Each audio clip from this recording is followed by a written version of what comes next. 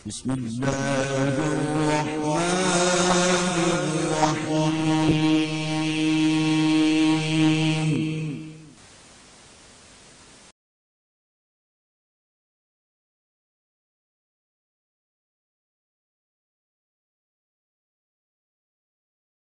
بسم اللہ الرحمن الرحیم. محترم سامعین، ہمارے پیارے نبی صلی اللہ علیہ وسلم نے فرمایا، خیر الناس قرنی ثم الذین یلونہم ثم الذین یلونہم. کتاب صحیح بخاری. ترجمہ: لوگوں میں بہترین لوگ میرے قرن کے لوگ ہیں، اس کے بعد ان لوگوں کا درجہ ہے جو ان کے بعد آئیں گے، پھر جو ان کے بعد آئیں گے. محترم سامعین، ہمارے آقا و مولا حضرت محمد صلی اللہ علیہ وسلم نے پہلی صدی کے مسلمانوں کو سب سے بہتر اور افضل قرار دیا ہے.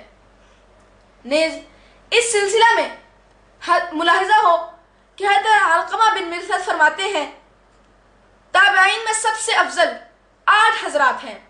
نمبر 1 حضرت اویس قرنی، حضرت عامر بن عبداللہ، حضرت ابو مسلم خولانی، حضرت حرم بن حیان، حضرت ربیع بن خیثم، حضرت اسود بن یزید، حضرت مسروق بن اجدع اور حضرت حسن بصری رحمہ اللہ تعالی ہیں. ملاحظہ ہو حلیۃ الاولیاء جلد نمبر 2 صفحہ نمبر 88. تالیف ابو نعیم اصفہانی، متوفی 430 ہجری. محترم سامعین، واضح رہے کہ پہلی صدی کے مسلمان سب سے افضل ہیں. ان میں بھی سب سے افضل حضرات صحابہ رضی اللہ تعالیٰ عنہ ہیں، اور صحابہ رضی اللہ تعالیٰ عنہ کے بعد تابعین کا درجہ ہے، یعنی وہ مسلمان جنہوں نے صحابہ رضی اللہ تعالیٰ عنہ کو دیکھا. پھر ان تابعین میں سے 8 حضرات زیادہ افضل ہیں. ان 8 میں حضرت اویس قرنی، حضرت عامر بن عبداللہ اور حضرت ابو مسلم خولانی رحمہ اللہ بھی ہیں. اور پھر صحیح مسلم میں ارشاد نبوی ہے کہ حضرت اویس قرنی رحمہ اللہ تابعین میں سب سے افضل ہیں. ملاحظہ ہو حدیث نمبر 6491. محترم سامعین، اسلامی تعلیمات ہمیں یہ سب کچھ اس لیے بتاتی ہے کہ ہم درجہ بدرجہ تمام اکابرین امت اور سلف صالحین کا احترام کریں. لیکن ان تعلیمات کے برعکس آج کے غیر مقلدین ان اکابرین و تابعین کی شان میں گستاخیاں کرتے ہیں اور پھر سیرہ زوری کرتے ہوئے اپنے آپ کو سلفی بھی کہتے ہیں. دراصل ہوا یوں کہ مولانا زکریا صاحب رحمہ اللہ نے فضائل صدقات میں ان 3 حضرات کے کچھ واقعات ذکر کیے تو غیر مقلدوں کے ایک خطیب معراج ہندوستانی نے ان 3 حضرات کی شان میں بد زبانی اور گستاخی کی. اوکاش کہ وہ ان واقعات کے ثابت ہونے یا نہ ہونے پر گفتگو کرتا اور کوئی حوالہ پیش کرتا. اس نے ایسا نہیں کیا، بلکہ زبانی جمع خرچ کیا اور بازاری زبان استعمال کی. محترم سامعین، ہم آئندہ گفتگو میں پہلے تو ان حضرات تابعین کا مختصر تعارف پیش کریں گے اور پھر بتائیں گے کہ مولانا زکریا صاحب رحمہ اللہ نے ان کے جو واقعات نقل کیے ہیں وہ کوئی فرضی یا من گھڑت داستان نہیں، بلکہ وہ حدیث و تاریخ کی کتابوں میں موجود ہیں. اس کے باوجود ان واقعات پر طنز و تنقید کرنا اور صاحب واقعہ ولی کی شان میں گستاخیاں کرنا کتنا بڑا جرم اور جسارت ہے. پھر بھی ہم ان غیر مقلدوں کو گستاخ اولیاء نہ کہیں تو کیا کہیں؟ اب آپ حضرت اویس قرنی، حضرت ابو مسلم خولانی اور حضرت عامر بن عبداللہ سے متعلق کلپ ملاحظہ کریں اور غیر مقلدوں کی دردیدہ ذہنی دیکھیں. محترم سامعین، معراج غیر مقلد ہندوستانی کے اس تبصرہ پر اپنا موقف بیان کرنے سے پہلے مناسب معلوم ہوتا ہے کہ میں آپ کے سامنے حضرت اویس قرنی کا مختصر تعارف پیش کر دوں. پھر آپ پر واضح کروں گا کہ اس معراج غیر مقلد نے اس قدر جلیل القدر ولی کی شان میں گستاخی کی ہے. محترم سامعین، صحیح مسلم میں حدیث نمبر 6491 ہے، ان خیر التابعین رجل یقال له اویس. نبی اکرم صلی اللہ علیہ وسلم نے فرمایا کہ تابعین میں سب سے افضل شخص اویس قرنی ہے.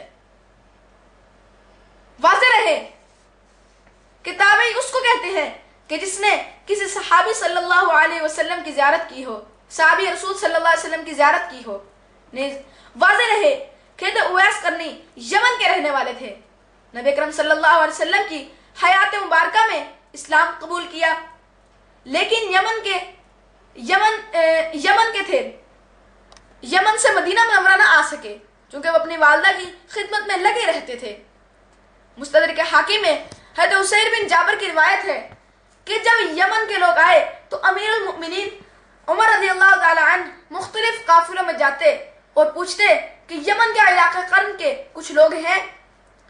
تعان کے قرن کا ایک قافلہ انہیں مل گیا تو حضرت عمر رضی اللہ تعالی عنہ نے علامات دیکھ کر حضرت اویس قرنی پہچان لیے اور ان سے پوچھا کہ تمہارا کیا نام ہے؟ انہوں نے عرض کیا اویس۔ حضرت عمر رضی اللہ تعالی عنہ نے فرمایا تم میرے لیے استغفار کی دعا کرو۔ حضرت اویس رضی اللہ عنہ نے عرض کیا کہ آپ کو میرے حق میں استغفار کرنا چاہیے چونکہ آپ رسول صلی اللہ علیہ وسلم کے صحابی ہیں۔ پھر حضرت اویس نے حضرت عمر رضی اللہ تعالیٰ عنہ کے لیے استغفار کی دعا کی۔ امام احمد بن حنبل نے کتاب الزہد صفحہ نمبر 307 پر لکھا ہے کہ حضرت اویس نے کوفہ جانے کا ارادہ ظاہر کیا تو حضرت عمر رضی اللہ تعالیٰ عنہ نے فرمایا کہ کوفہ کے گورنر کے نام رقہ لکھ دو۔ حضرت اویس رحمہ اللہ نے عرض کیا کہ مجھے بات پسند ہے کہ میں عام لوگوں میں چھپا رہوں۔ اب آئیے حضرت اویس قرنی رحمہ اللہ کے اس واقعہ کی طرف جس کو شیخ الحدیث مولانا زکریا صاحب رحمہ اللہ نے فضائل صدقات صفحہ نمبر 429 پر ذکر کیا ہے کہ حضرت اویس قرنی مشہور بزرگ ہیں۔ کسی دن فرماتے ہیں کہ آج کی رات رکوع کرنے کی ہے، بس تمام رات رکوع میں گزار دیتے، پھر کہتے کہ آج کی رات سجدے کی ہے تو تمام رات ایک سجدے میں گزار دیتے۔ محترم سامعین، معراج غیر مقلد ہندوستانی نے اس واقعہ کو فضائل اعمال سے پڑھ کر یہ تاثر دیا کہ واقعہ سیرت سے ثابت ہی نہیں اور اس پر تند و تیز جملے کہے، لہذا اس موضوع پر کوئی تبصرہ سننے یا اس پر تبصرہ کرنے سے پہلے مناسب معلوم ہوتا ہے کہ ہم محدثین اور مورخین سے پوچھیں کہ واقعہ ثابت ہے یا نہیں۔ اس سلسلے میں مشہور محدث اور مورخ ابو نعیم اصفہانی رحمہ اللہ ہیں جن کی وفات سن 430 ہجری میں ہوئی۔ انہوں نے اپنی کتاب حلیۃ الاولیاء جلد نمبر 2 صفحہ نمبر 87 پر تذکرہ نمبر 162 میں حضرت اویس قرنی کا تذکرہ کیا ہے جس میں انہوں نے اس واقعہ کو باقاعدہ اپنی سند سے نقل کیا ہے۔ ملاحظہ ہو، حدثنا ابو بکر بن محمد ثنا الحسن بن محمد ثنا عبد الله بن عبد الكريم ثنا سعيد بن اسد بن موسى عن اسبغ بن زيد قال كان اويس القرني اذا امسى يقول هذه ليلة الركوع فيركع حتى يصبح وكان يقول اذا امسى هذه ليلة السجود فيسجد حتى يصبح۔ ابو بکر بن محمد نے ہم سے بیان کیا، حسن بن محمد سے انہوں نے نقل کیا، عبداللہ بن عبد الکریم سے انہوں نے سعید بن اسد بن موسیٰ سے اور انہیں اسبغ بن زید نے بتایا کہ اویس قرنی کسی شام کو فرماتے کہ آج رات رکوع کی رات ہے تو صبح تک رکوع میں رہتے، اور کسی شام فرماتے کہ آج کی رات سجدے کی رات ہے تو صبح تک سجدہ میں رہتے۔ محترم سامعین، اب آپ معراج غیر مقلد ہندوستانی کا کلپ سنیں اور دل تھام کر سنیں۔ کہتے ہیں حضرت اویس قرنی وہی صفحہ 429 میں کہ ایک بزرگ ہیں حضرت اویس قرنی جو مشہور بزرگ ہیں، کسی دن فرماتے کہ آج کی رات رکوع کرنا ہی ہے، پس تمام رات رکوع میں گزار دیتے۔ رکوع میں 2 گھنٹہ کوئی رکوع میں رہ جا، دیکھوں تبلیغی مادوان تو بھی کر ذرا، پوری رات جب سے دن ڈوبے اور صبح فجر تک رکوع میں، یہ تو کوئی سزا ہی ہوئی ہے۔ اس طرح کی عبادت تو اللہ کے نبی نے حکم دی ہے کہ صرف رکوع میں بیٹھے رہو، ہے نا۔ اسی طرح کہتے ہیں کہ آج رات سجدہ کی ہے تو تمام رات ایک سجدے میں گزار دیتے۔ نماز میں ایک سجدہ ہوتا ہے کہیں؟ ایسا سجدہ کرنا تو بدعت ہے کہ ایک سجدے میں گزار دے آدمی تمام رات، یہ تو کوئی طریقہ نہیں، نہ نبی کا طریقہ نہ اللہ نے حکم دیا۔ تو جو بات اللہ رسول نے نہیں بتلائی ہے وہ کفریہ بات ہے، وہ گھناؤنی اور بدعت اور بدعتیانہ بات ہے، اور وہ انسان کو جہنم میں لے جانے والی ہے۔ اور آگے ہیں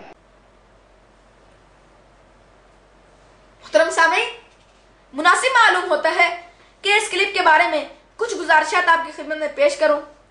گزارش نمبر 1، معراج غیر مقلد نے فضائل صدقات سے یہ واقعہ پڑھ کر اس پر زبانی جمع خرچ کیا اور اس نے اس واقعے کے بارے میں جو کچھ کہا اس پر کوئی دلیل یا اس کا کوئی حوالہ پیش نہیں کیا۔ شاید آپ مجھ سے اتفاق کریں گے کہ جاہل لوگ اس طرح گفتگو کرتے ہیں، کوئی عالم اس طرح گفتگو نہیں کرتا۔ واضح رہے کہ شیخ الحدیث رحمہ اللہ کے بیان کردہ واقعہ پر میں نے حلیۃ الاولیاء کا مستند حوالہ پیش کیا۔ اب آپ ہی فیصلہ کریں کہ معراج انڈین کا غیر مستند اور الن گلن تبصرہ قابل قبول ہے یا نہیں۔ گزارش نمبر 2، جب حضرت اویس رحمہ اللہ کا یہ واقعہ مستند حوالے سے ثابت ہے تو پھر اس واقعہ اور صاحب واقعہ حضرت اویس قرنی رحمہ اللہ کے بارے میں معراج غیر مقلد نے جو بدزبانی، بدتمیزی اور گستاخی کی ہے، اس سے واضح ہوا کہ حضور صلی اللہ علیہ وسلم نے جس ہستی کو صحابہ کرام رضی اللہ تعالی عنہ کے بعد امت اسلامیہ کے سب سے افضل شخصیت قرار دیا ہے، اس معراج غیر مقلد نے ان کی شان میں گستاخی کی ہے۔ محترم سامعین، اس سے آپ اندازہ لگا سکتے ہیں کہ معراج انڈین پہلی صدی کی اس عظیم شخصیت حضرت مولانا اویس قرنی کی شان میں گستاخی کر سکتا ہے؟ کیا وہ 14ویں اور 15ویں صدی میں علماء دیوبند کی شان میں گستاخی سے باز آئے گا؟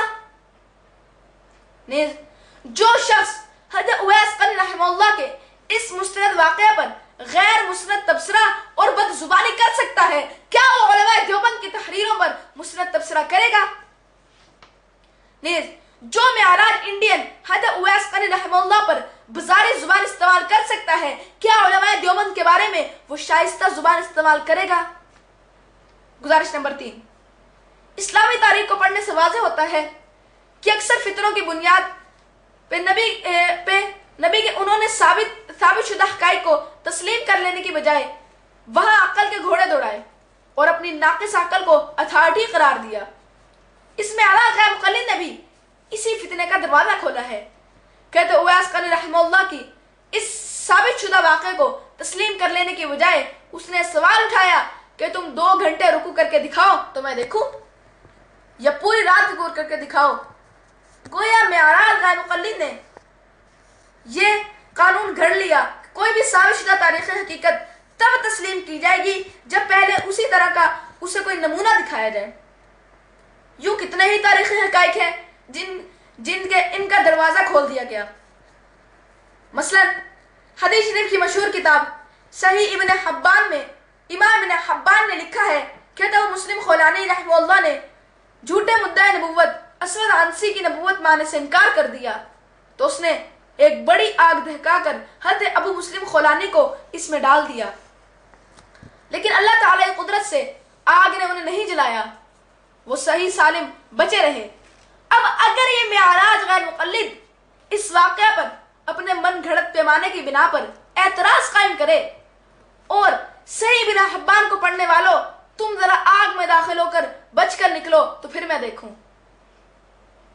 اگر امام احمد بن حنبل رحمہ اللہ نے اپنی کتاب الزہد صفحہ نمبر 196 روایت نمبر 1233 میں ذکر کیا ہے کہ عامر بن قیس 4 مہینے تک نہیں سوئے، تو یہ معراج غیر مقلد اس پر اعتراض قائم کرے، کیوں حملیوں تمہارے امام نے بات لکھی ہے اور میں تب اسے سچ تسلیم کروں گا جب تم پہلے مجھے 4 مہینہ تک نہ سونے کا نمونہ پیش کر کے دکھاؤ۔ محترم سامعین، معراج انڈین اور تمام غیر مقلدوں کا میرا چیلنج ہے کہ وہ ایک معتمد حوالہ پیش کر دیں جس میں لکھا ہو کہ ثقہ اور معتبر علماء کی بات اس وقت مانی جائے گی جب ان علماء کے ماننے والے ان واقعات کا عملی نمونہ بھی کر کے دکھائیں گے، پھر غیر مقلد سے تسلیم کریں گے، ورنہ انہیں یہ حق حاصل ہے کہ وہ اس واقعے کو مسترد کر دیں گے اور اس پر اپنا بازاری اور گھٹیا تبصرہ ریکارڈ کرائیں اور سیدھے سادے عوام کو ان اکابر سے بدظن نہ کریں۔ پوری دنیا کے غیر مقلد زہر کا پیالہ تو پی لیں گے لیکن ایک ایسا معتمد حوالہ پیش نہیں کر سکتے، اس کے باوجود انہیں اپنے من گھڑت پیمانے بنا کر سادہ لو عوام کو گمراہ کرتے ہوئے شرم نہیں آتی۔ بقول شاعر، جو چاند پر خاک اچھالتا ہے وہ اپنے منہ خاک ڈالتا ہے۔ گزارش نمبر 4، محترم سامعین، آپ نے سب کچھ اپنی آنکھوں سے دیکھ لیا اور اپنے کانوں سے سن لیا، شاید آپ مجھ سے اتفاق کریں گے کہ اس معراج غیر مقلد نے حضرت اویس قرنی رحمہ اللہ کے اس معمول پر کوئی تنقید کرنی تھی تو اسے چاہیے تھا کہ پہلے دیکھتا کہ تاریخ کی کتابوں میں یہ واقعہ باقاعدہ سند کے ساتھ موجود ہے۔ اگر تاریخ کے حوالے سے ثابت نہیں ہے تو پھر اس پر بے شک تنقید کرتا، اور اگر یہ واقعہ تاریخ سے ثابت ہے تو پھر صرف علماء دیوبند کی زد میں اس واقعہ پر تنقید نہ کرتا بلکہ اس کو تسلیم کر لیتا۔ لیکن اے بسا آرزو کے خاک شد، آپ نے دیکھا کہ اس معراج غیر مقلد نے فضائل صدقات سے حضرت اویس قرنی کا واقعہ پڑھا اور بلا تحقیق جو زبان پہ آیا بول دیا اور اس پر علم گلم تبصرہ کر دیا۔ محترم سامعین، یہاں آپ اس حقیقت کو نوٹ کریں کہ حضرت اویس قرنی رحمہ اللہ کے اس واقعے کو فضائل اعمال میں نقل کرنے کی وجہ سے معراج غیر مقلد نے تبلیغی جماعت اور فضائل صدقات کو ہدف تنقید بنایا۔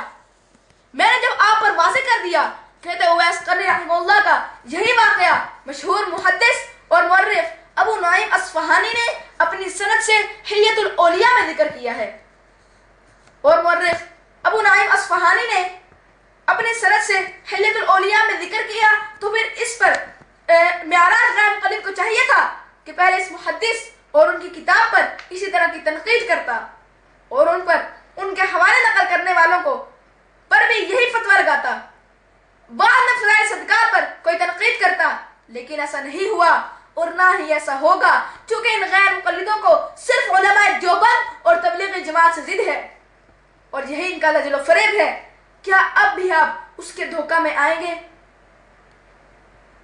گزارش نمبر 5، اس معراج بدتمیز نے پوری رات رکوع یا سجدہ کرنے پر یہ گستاخانہ جملہ کہہ دیا، یہ تو کوئی سزا ہوئی ہے۔ محترم سامعین، حضرت اویس قرنی رحمہ اللہ تو اپنے اللہ کی عبادت اور رضا کے لیے رکوع اور سجدہ کرتے تھے، اس بد زبان معراج نے اس کو سزا کہہ ڈالا۔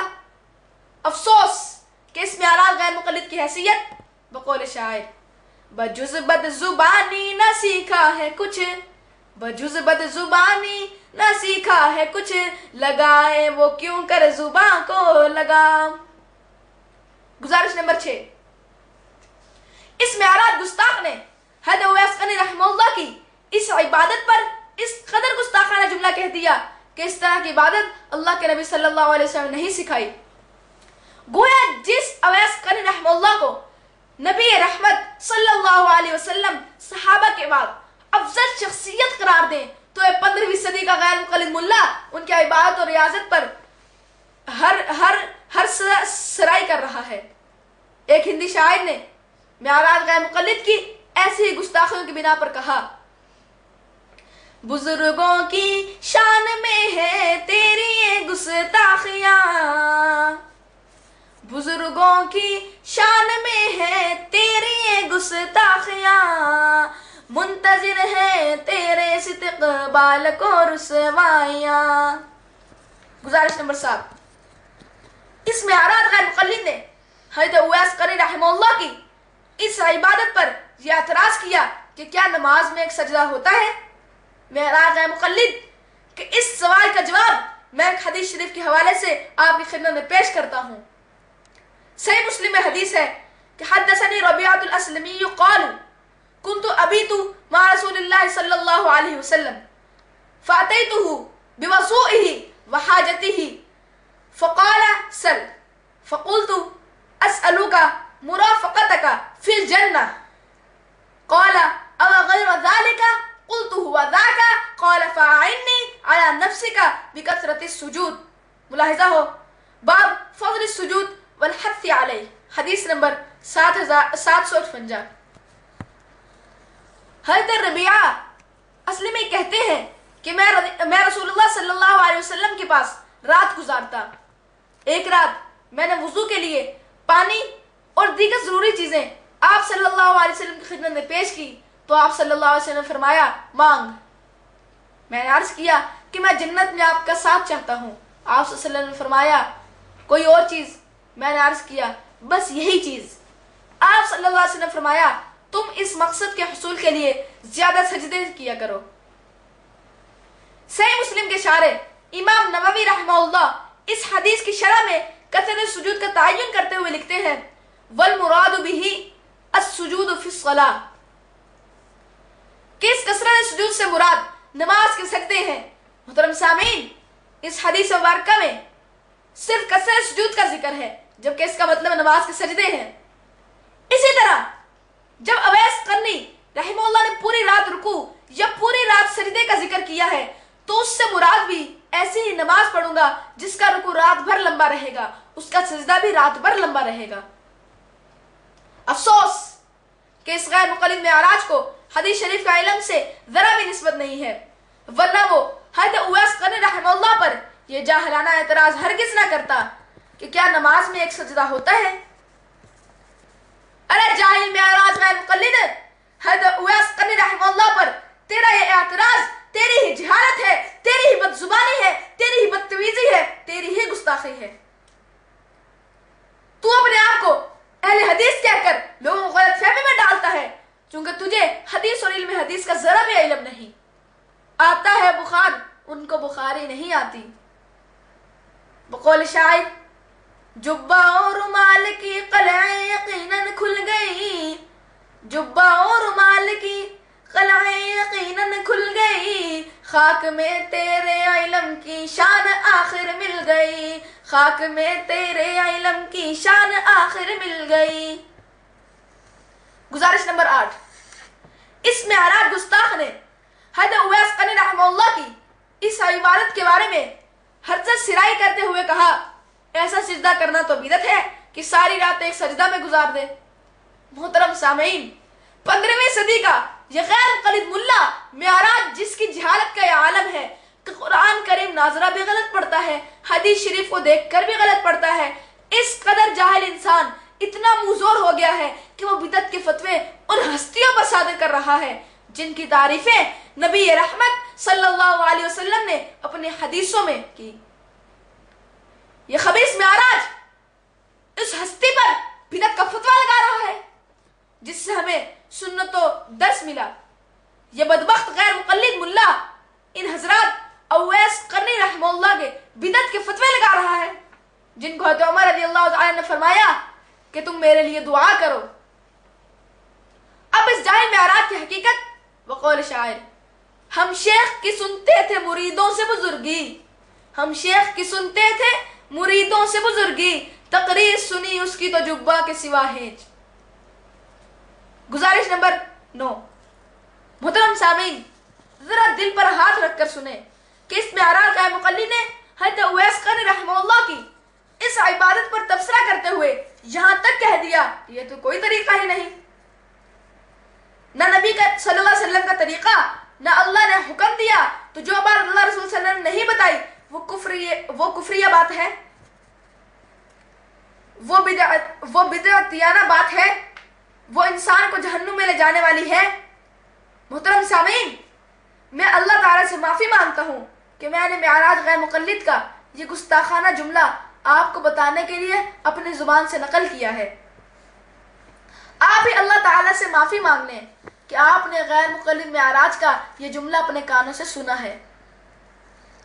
اے اللہ، اس جملہ پر تبصرہ ہمارے بس میں نہیں ہے، اس جاہل کے منہ میں جو آیا اس نے زبان سے نکال دیا۔ اے اللہ، تو اس معراج کو توبہ کی توفیق دے، اس کے سامعین جو آج تک یہ گستاخانہ جملہ سنتے آئے ہیں ان کو بھی توفیق دے، جن لوگوں نے اس سے سی ڈی کی نشر و اشاعت کی ان کو بھی توفیق دے، جن لوگوں نے اس سی ڈی کو اپنی ویب سائٹوں میں ڈال رکھا ہے یا اللہ تو ان کو بھی توفیق دے، ان کو بھی توبہ کی توفیق دے، اور انہیں اس بات کی بھی توفیق دے کہ وہ اس گستاخ معراج کی تقریروں کو اپنی ویب سائٹوں سے نکال دیں، اور جن کے پاس اس کی سیڈیاں ہیں وہ بھی ان کو ضائع کر دیں۔ اے اللہ، یہ سب لوگ اعلانیہ جرائم اور گستاخیوں کے مرتکب ہوئے ہیں، لہذا تو ان کے اعلانیہ توبہ کی توفیق دے تاکہ سادہ لوگ بھی آئندہ ایسی چیزوں کو نہ سنیں اور ان کے دامن فریم میں نہ آ جائیں۔ اے ہمارے اللہ، تو عالم الغیب ہے، اگر تو جانتا ہے کہ لوگ ان گستاخیوں سے توبہ نہیں کریں گے تو امت اسلامیہ کو ان کے فتنے اور شر سے محفوظ فرما دے۔ اے اللہ تو کافی ہو جا، اے اللہ تو کافی ہو جا، اے اللہ تو کافی ہو جا، آمین۔